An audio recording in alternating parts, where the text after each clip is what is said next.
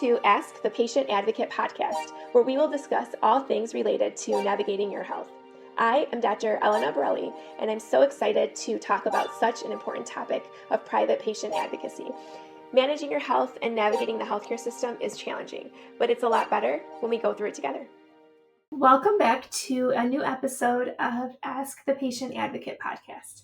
This episode is part of our Health for the Holidays series, where we're talking about staying healthy, both physically and emotionally, during that busy time of year and very often stressful season. One of my favorite series to talk about because I really enjoy the holiday season. I really enjoy Christmas. It's my favorite holiday, and it's hard to enjoy all the festivities when things are not going well with your health or a loved one's health. So I have Christine with me today. How are you doing, Christine? Great. Well, yeah, I'm so excited again. And it was so fun to, celebrate another Help for the Holiday series because we did this like last year. And yeah, it's so exciting to Yeah. do it again. So, what is your family's Christmas tradition? Like, what do you do? How do you celebrate Christmas? Well, so it was really fun for sure to yours as well. But every year, we have like our traditional Christmas party. So we had like fun games, karaoke, and of course Nice. gift giving, which I really love. And yeah, we do like a secret Santa where everyone picks a name from a jar, and whoever's name you draw is the person you will surprise with a gift at the That's party. awesome. Yeah, Yeah. and sometimes we have like city themed, like whatever city gift you can give, yeah, we sometimes do that.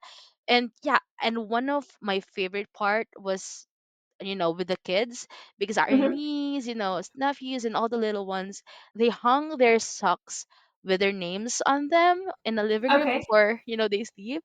And then Nice. throughout the night, anyone who has like spare change or a few bill, they slips them into the socks. And then the next morning, the kids wake up so excited to check their, That's socks, really their cool. stockings and see how much they got. So yeah, that's That's one of our, awesome. That's awesome. yeah.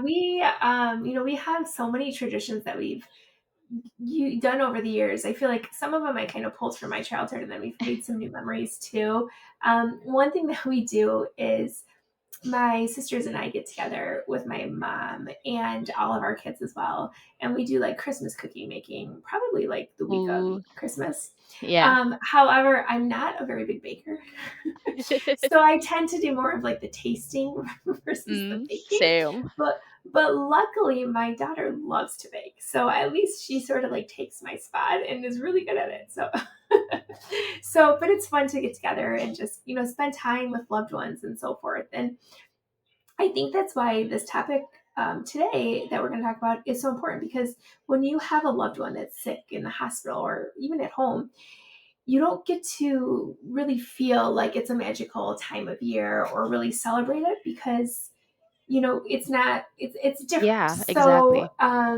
the holidays are usually filled with joy, laughter, and a time to have that ability to spend extra time with maybe people you don't see a lot, people that come from far away, or maybe they're right next to you, but you just are busy with life and you don't get to spend time with them as much time as you'd want on a daily basis. But for families with someone in the hospital or a loved one, it can feel very different.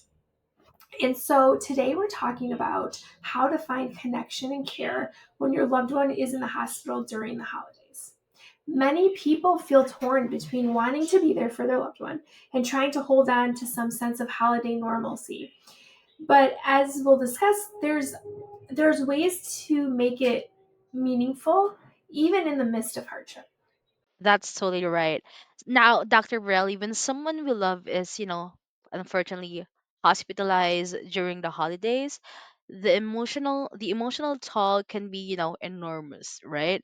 So what are some of the most common feelings people experience in these situations? Yeah, you're absolutely right, Christine. It's very emotional. People often feel helpless, disconnected, and overwhelmed. The holidays usually bring families together, but when your loved one is in a hospital bed, that connection can feel broken. It's also common to experience guilt, feeling like you should be doing more, or sadness when things don't look the way that they used to be. And, I, of course, as a private patient advocate, we see this with our clients all the time, but I've experienced it firsthand myself. Last holiday season, my brother was very sick with cancer in the hospital, and, it really didn't feel like Yeah. the holiday season. And so I can really relate to what a lot of our clients are going through, because it's challenging. It doesn't matter what profession you have, or where you're at, or there's so many different factors, but in the end, it's a stressful time, and that person is someone that you care for and that cares for you, and it becomes very emotional and difficult to manage. So acknowledging these emotions is important. You're not alone in feeling that way. That is so true. I think many people want to help, but just don't know what to do, right? Lucky you, you have like the capacity, the resources as a medical professional, you know what to do. And yeah, I think that's a big help for your brother back then. So yeah, so for someone who is not, familiar or experienced in medical care, what are some small meaningful ways to support a loved one in the hospital during the holidays? Small gestures can really have a big impact. Sitting quietly by their side while reading, writing a heartfelt note, or even watching a movie together, or maybe telling them a joke or something. Those moments matter. If your loved one feels up to it, you can decorate their room, bring in their favorite food with the hospital's facility approval, or maybe plan a short outing to a garden or a cafe. It's about creating moments and having that comfort and connection. I love that. Well, even just being present can make all the difference, right? So, now how can a private patient advocate make things easier when a loved one is, hospitalized during the holidays? That's such a great question. When you have a loved one in the hospital, you're juggling, communicating with the doctors and other providers, managing paperwork, and trying to understand care plans, all while balancing your own emotions. So, a private patient advocate can step in to do all of that work, coordinating care, reviewing medical records, working at preventing medical errors, asking the right questions, finding and helping research that alternative treatment, and really ensuring that nothing gets overlooked. All of that is taken off your plate with a private patient advocate. This allows families to spend their time being family or loved ones, not just care coordinators or advocating for them. There's so much that really needs to be done when your loved one's in the hospital, but you should really be having that special time with them and not having to worry about all that extra burden. It gives you permission to focus on love, not the logistics. Yeah, and that brings us to something we all tend to forget, right? So, taking care of ourselves. Why is self-care so essential when you are, supporting a hospitalized loved one? Because you can't pour from an empty cup. Caregivers often neglect their own needs, and I can relate to this, as a mother. I always put my kids first, and then it's even though you are told this over and over, you have to care for yourself. It's easy to kind of put yourself on the back burner. So thinking that they'll take care of themselves later, but later rarely comes. Even small acts of self care, like going for a short walk, eating a nutritious meal, or taking a few minutes just to breathe and decompress, this can protect your mental and physical health. And again, I've done some of these things in hospital walls where I've been there for weeks and weeks and weeks at a time with my child or a family member or loved one, where I just feel like I needed to just step away for a second and kind of reset my mind. And it Yeah. makes a huge difference. If you're healthier and calmer, you can be better equipped to support your loved ones and to handle the challenges that come their way.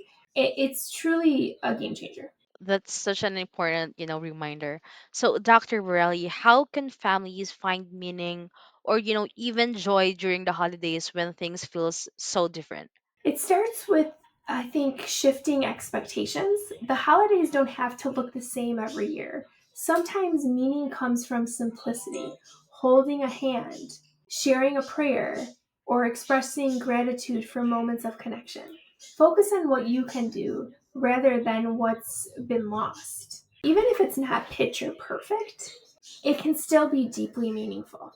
That is such a powerful message, especially for those who, might be struggling this season. I think it's important to just really take it day by day.